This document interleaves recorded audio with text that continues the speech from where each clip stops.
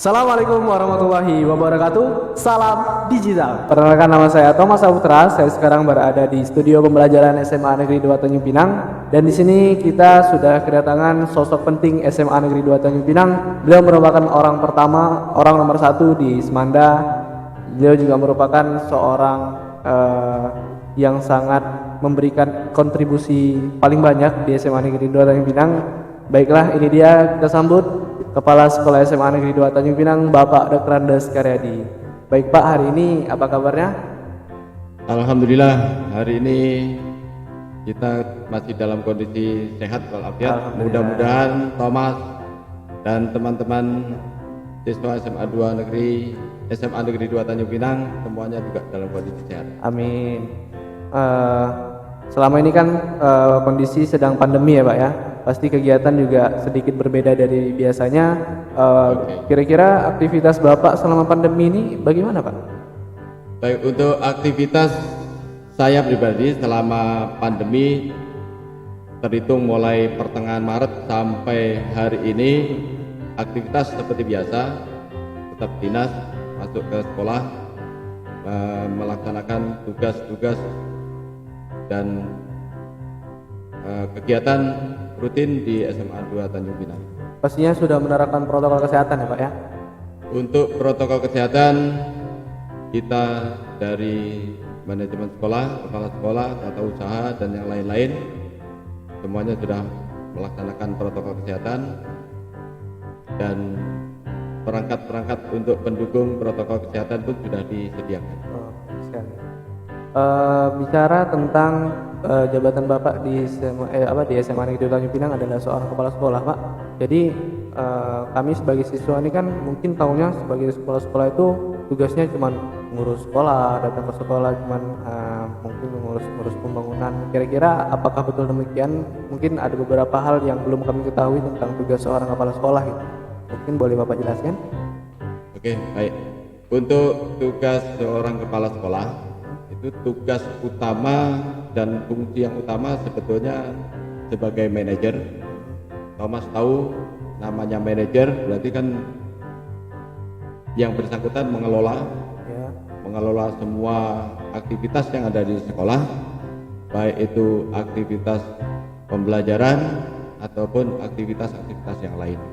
Jadi fungsinya sebagai manajer. Jadi sebagai manajer ya Pak ya? Selain pendidik ya. Kalau boleh tahu Bapak sebagai tenaga pendidik di bidang apa Pak? Saya tugas utama sebelum menjadi kepala sekolah adalah guru matematika. Guru matematika ya Pak ya? Oh, iya. Kemudian selama Bapak menjabat sebagai kepala sekolah Pak, pasti ada dong Pak kendala-kendala yang Bapak alami. Kemudian kendala-kendala yang mungkin Bapak hadapi selama Bapak menjadi kepala sekolah itu kira-kira apa sih Pak? Untuk kendala yang sangat berarti sebetulnya apa ya, boleh dibilang tidak ada ya yang betul-betul berat, tidak ada. Cuman kendalanya adalah kendala administrasi. Saya yakin semua kita juga kalau terkait administrasi biasanya agak teledor. 1 tahun ke depan sejak saya menjadi kepala sekolah berusaha untuk membenahi administrasi, terutama dokumen-dokumen yang diperlukan terkait dengan akreditasi dan pengembangan sekolah. Itu kendalanya. Kalau terkait dengan guru dan siswa, saya rasa kita tak punya masalah yang sangat berarti ya. Dan alhamdulillah berkat dukungan dan kekompakan dari seluruh warga sekolah, guru-guru, tata usaha, dan juga siswa-siswa yang tergabung dalam organisasi, baik itu OSIS, MPK ataupun Eskul, semuanya sangat sangat bisa dibanggakan lah. Sehingga saya tidak perlu banyak energi untuk dikeluarkan untuk mengembangkan itu, karena basicnya mereka sudah ada semuanya. Jadi kalau kendala memang yang berat di administrasi saja, gitu kan. Kemudian pembelajaran saya rasa berat pun, tetapi kawan-kawan juga sudah mengeluarkan semua strategi, semua ide-ide kreatifnya untuk pembelajaran, terutama di musim pandemi ini. Termasuk sekarang ini yang sudah kita pakai adalah studio pembelajaran atau istilah yang sekarang podcast. Ya. Kemudian segala macam kendala tersebut mungkin Bapak bagaimana penyelesaiannya terhadap masalah yang dihadapi? Apakah mungkin mudah diselesaikan? Apakah masih ada yang sedikit sulit? Itu gimana, Pak? Untuk kendala saya rasa sangat mudah diselesaikan karena itu tadi saya sampaikan, semua dukungan dari guru,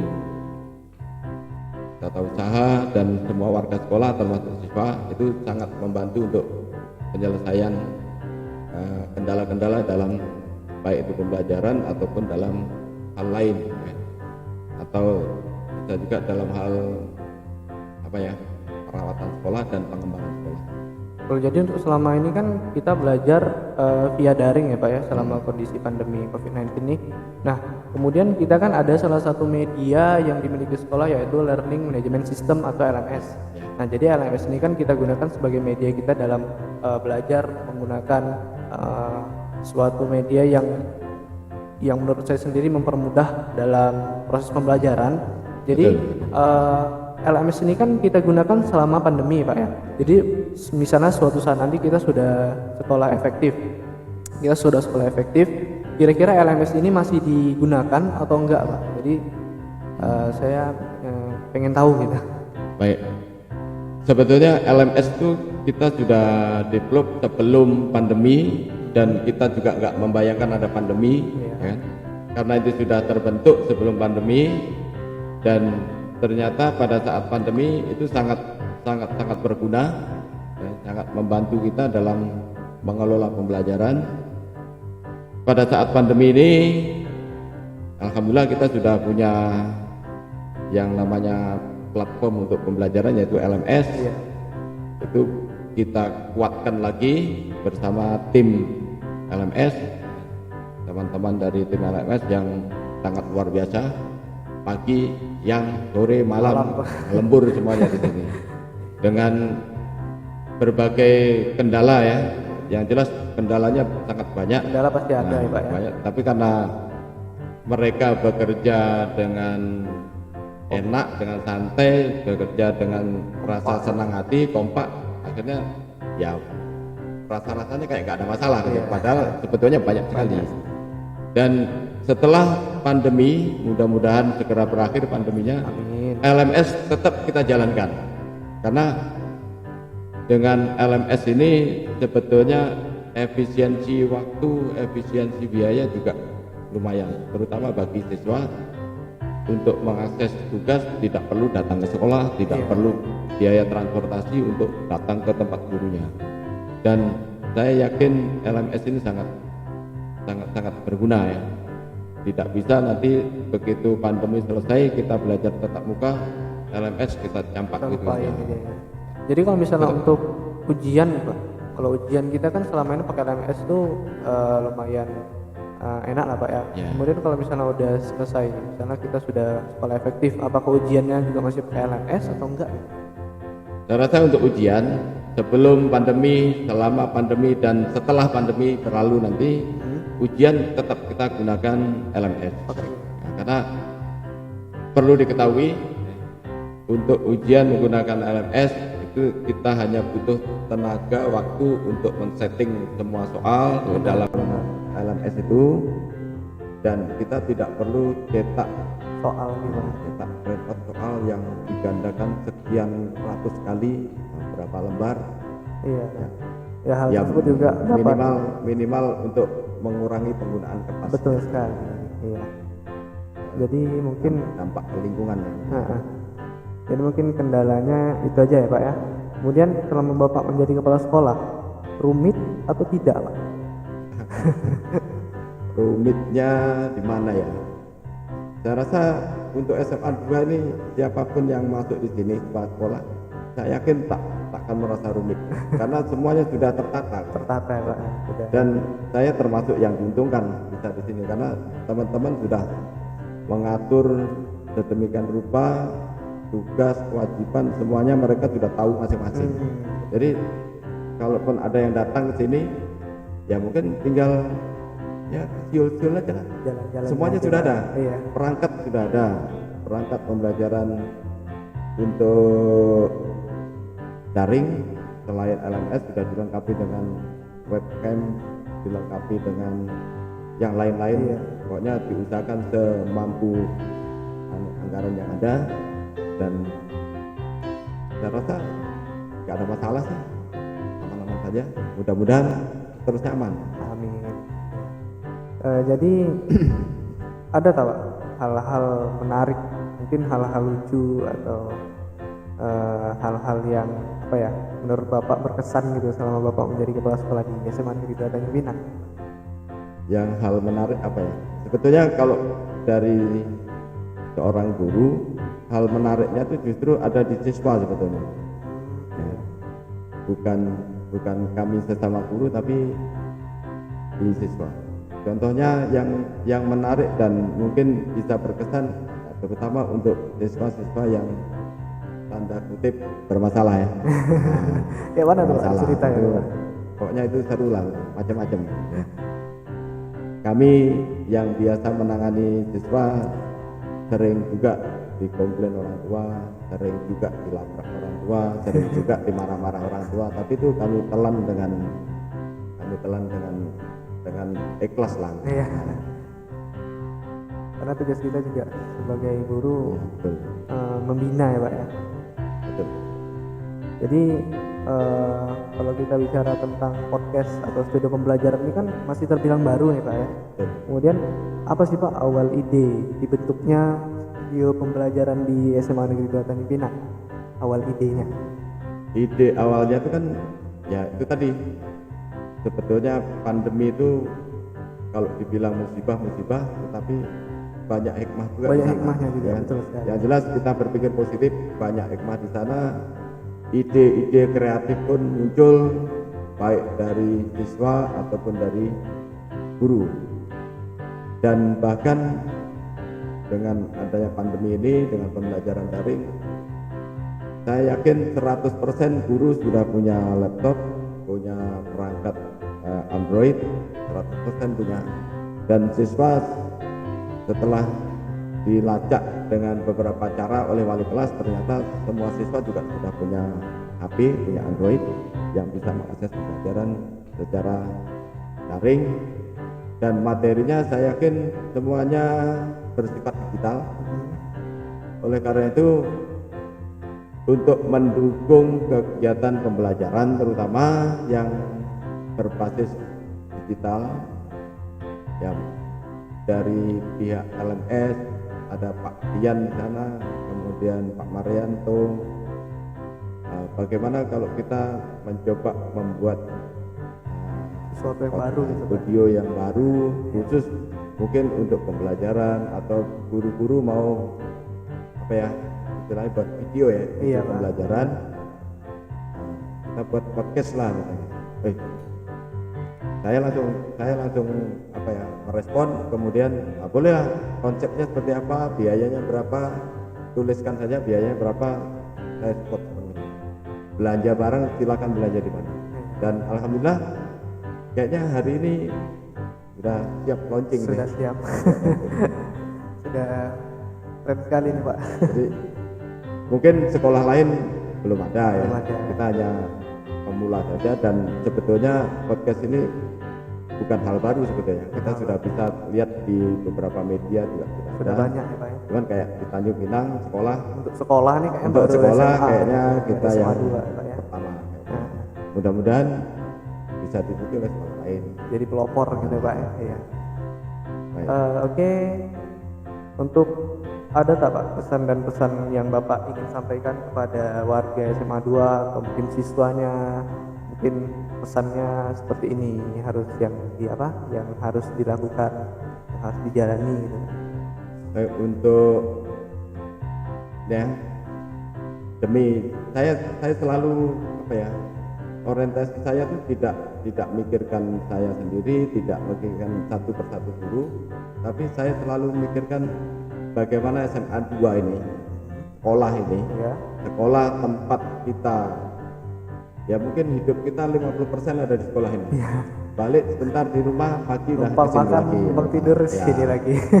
makan, tidur, bentar, pagi udah ke sekolah Sini lagi. lagi. Sampai maghrib bahkan sampai Iya. malam. Nah, jadi tempat kita hidup di sini, kalau saya sering menyampaikan ke teman-teman guru adalah ini adalah lahan kita, ini adalah ladang kita, sawah kita. Ya kita yang harus menjaga, kita yang harus memupuk supaya semua tanamannya bisa tumbuh dengan subur dan menghasilkan sesuatu yang bisa artinya seluruh warga sekolah tanpa kecuali itu harus tetap menjaga, minimal tidak mengganggu, minimal tidak merusak gitu. Kalaupun tak bisa bantu ya udah tak usah Nggak ganggu. usah, nggak usah. Jadi Apalagi perusahaan. gimana caranya sekolah kita ini ya minimal tetap jadi sekolah yang menjadi apa ya, rujukan ataupun menjadi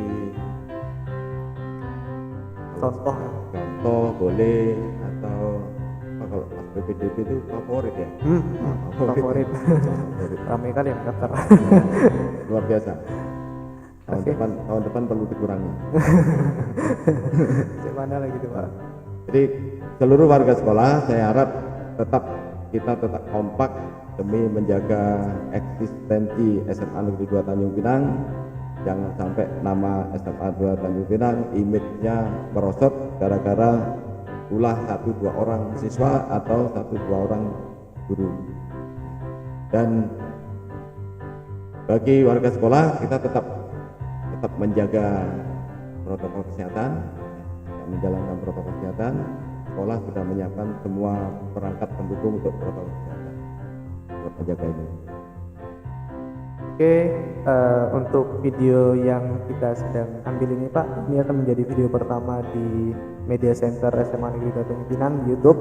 Jadi kami minta dengan baik kepada Bapak untuk meresmikan secara resmi kegiatan podcast di SMA Negeri 2 Tanjung Pinang. Bapak, silakan Pak. Baiklah, pada kesempatan ini pertama saya mengucapkan terima kasih kepada tim yang sudah membangun atau sudah men-setting ruangan belajar yang luar biasa. Iya, mungkin teman-teman dari SMA 2 semuanya serba biru. Mulai dari motif daun ada daun janda kembang, ada janda bolong, ada janda banyak janda di situ. Lumayan settingannya sangat bagus ya. Kemudian pasang korden pula tuh, aduh, AC-nya, pokoknya semuanya lengkap ya. Iya. Jadi terima kasih sudah mempunyai ide kreatif seperti ini, luar biasa. Tak terbayang oleh saya hanya mensupport saja. Saya hanya pengambil kebijakan, serasa itu bagus untuk sekolah, oke saya lepas semuanya tanpa saya tahan, tapi saya dukung sepenuhnya. Jadi dengan mengucapkan Bismillahirrahmanirrahim, studio pembelajaran podcast Manda Digital resmi saya nyatakan dioperasikan mulai hari ini. Oke, terima kasih untuk Bapak Karyadi. Untuk hari ini kita sudah melakukan sharing kira-kira tugas-tugas kepala sekolah, kemudian kendala-kendala yang dihadapi, kemudian mungkin apa-apa saja yang berhubungan dengan SMA 2 sudah kita bahas pada pagi hari ini. Saya ucapkan banyak terima kasih kepada Bapak yang sudah menyempatkan waktunya di kala kesibukan yang Bapak alami gitu ya Pak ya. Sama-sama. Kemudian saya juga mengucapkan terima kasih kepada teman-teman yang udah nonton video ini. Kemudian semoga teman-teman banyak dapat informasi mengenai SMA 2 atau mungkin studi pembelajaran di SMA Negeri 2 Tanjung Pinang. Baiklah, cukup sekian. Saya Thomas Saputra selaku host podcast pada kesempatan kali ini meminta maaf jika ada kesalahan dalam penyampaian. Akhir kata, Wabillahi taufiq wal hidayah. Wassalamualaikum warahmatullahi wabarakatuh. Salam Waalaikumsalam. digital.